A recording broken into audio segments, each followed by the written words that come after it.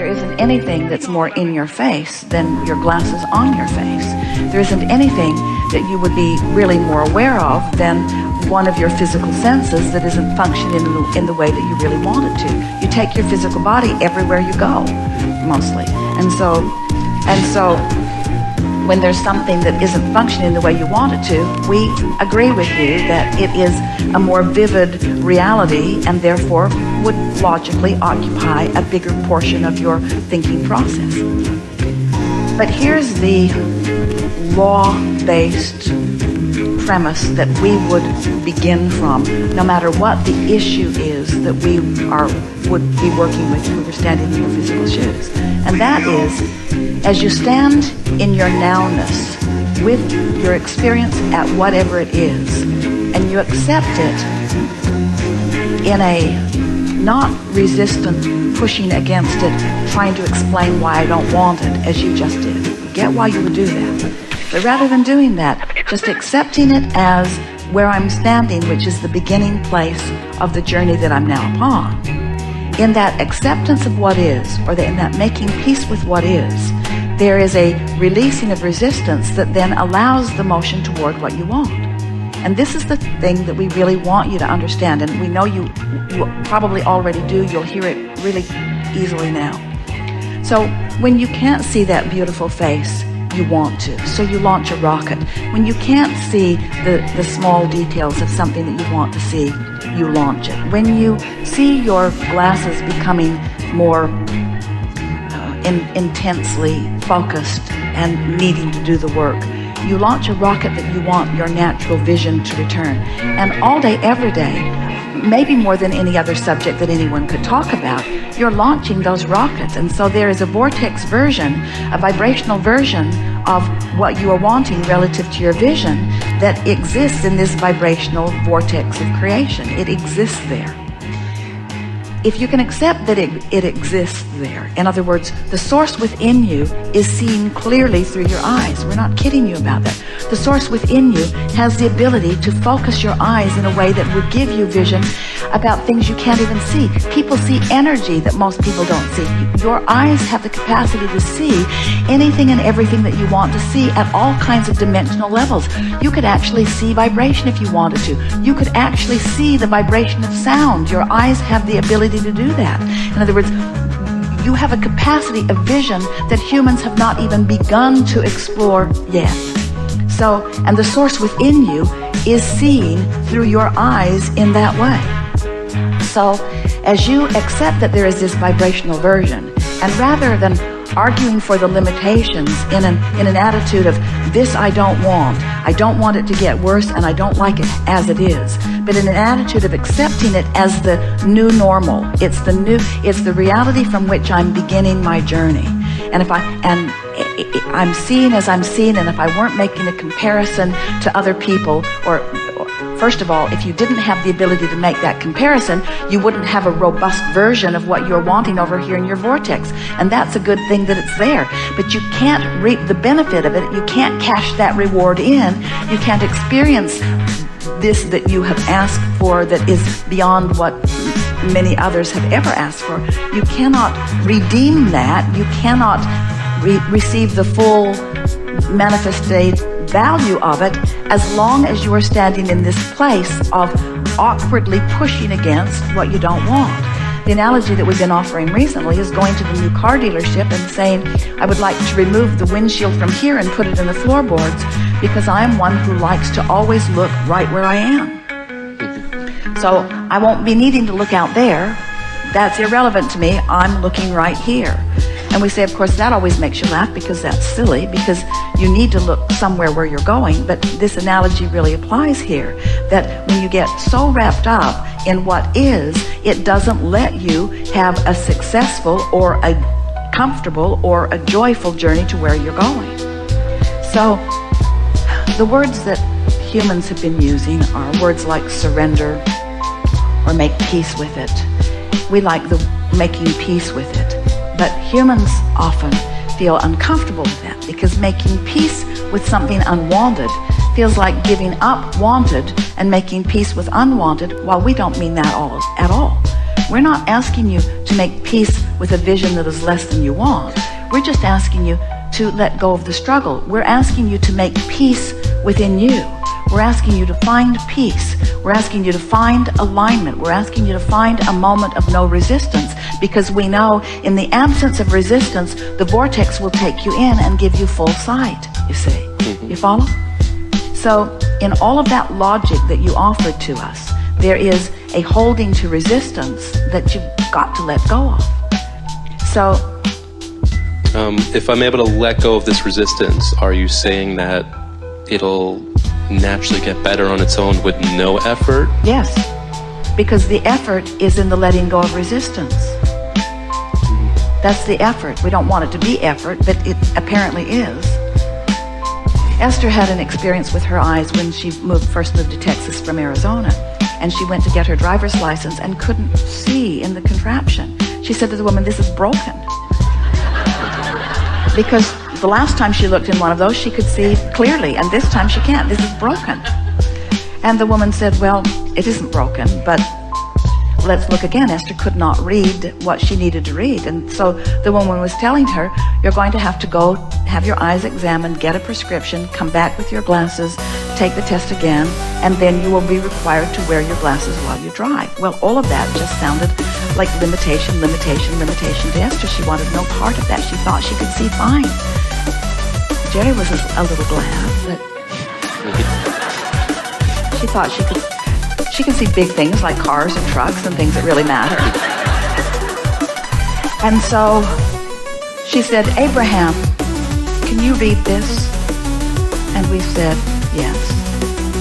So we positioned her eyes differently in the contraption, looked more out of the top of her eyes rather than out of the center of them, and she read it all. And got her driver's license that day. And she said, "Isn't that interesting? Same eyes, just different looker." You want to hang out with me forever? Yes, yes. That's the whole point of this discussion today. The source within you is looking through your eyes, hearing through your ears, to the degree that you are allowing it, you see. But there's this thing that goes on that you don't even know you're doing. It's like when there's something that you know you don't want, and then along comes someone like Abraham who's crowing about, you are a deliberate creator and you get what you think about whether you want it or not, and you're wanting to direct your thoughts toward what you're wanting. And so many of you translate that to mean, well, this thing that I don't want, I won't look at it. And every time it comes up, I'll just look away. I won't look at it.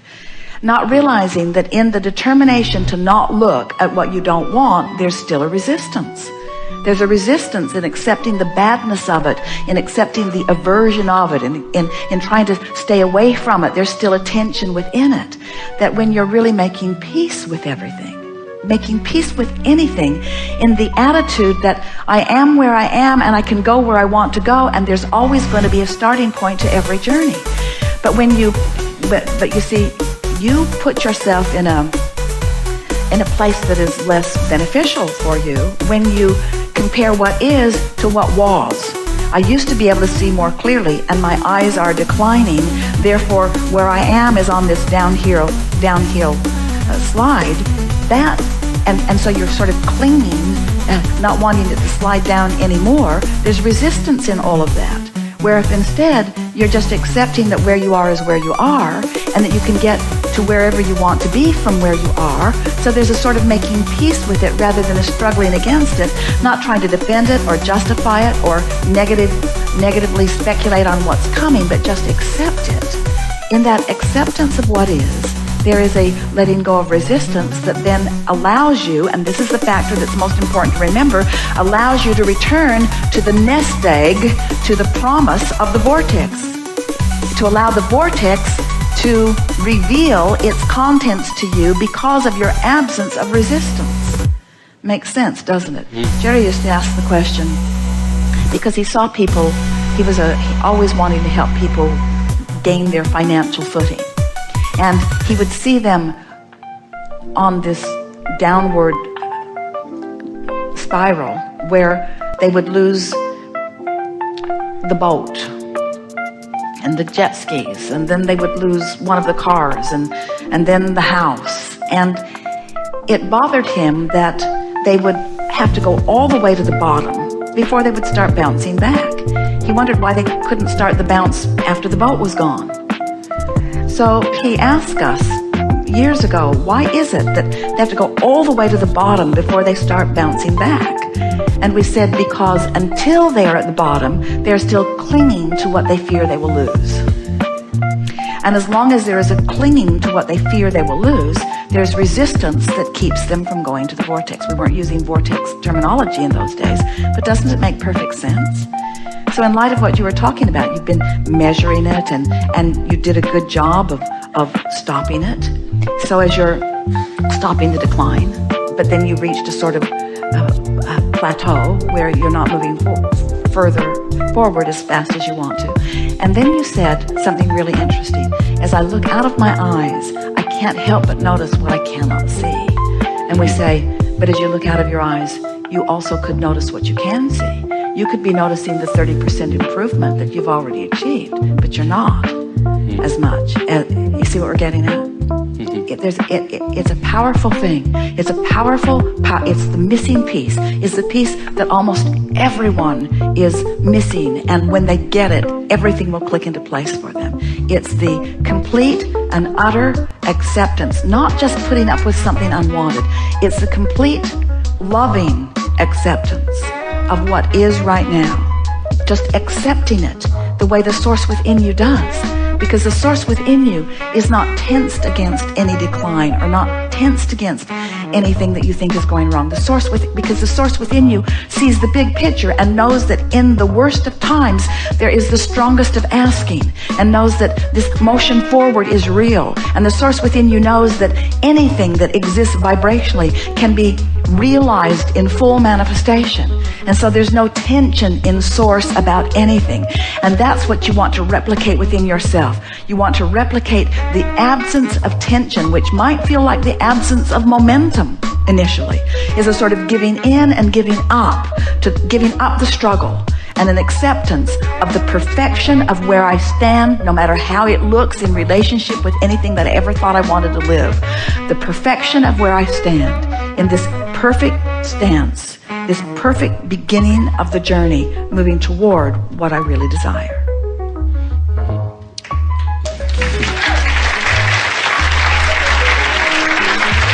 So, one more thing with that in mind. If I let go, and improvement will come, not in the same way, obviously, but the way improvement came before. How do I stop myself from being too eager and trying to speed it up? Because the way you do that is by leaving out a piece that you just put right back in. And that because you're willing to let go in order to achieve the manifestation. But in the ulterior motive of achieving the manifestation, you're introducing resistance right back into the moment and not letting go. So you have to let go for the peace that you're seeking, not for the result that the peace will bring you. Isn't that tricky? You're making peace, and the way you do that, here it comes. Bring it. The way you do it is because you're letting the emotion be the manifestation that you're seeking right now, not the improved eyesight. And when the emotion, which is the emotion of peace, the emotion of relaxation, the emotion of confidence, the emotion of well-being, the emotion of appreciation, the emotion of appreciation of what you can see. In other words, when that emotion is what you're reaching for and succeeding at, then the other follows. Thank you very much. Yes, indeed.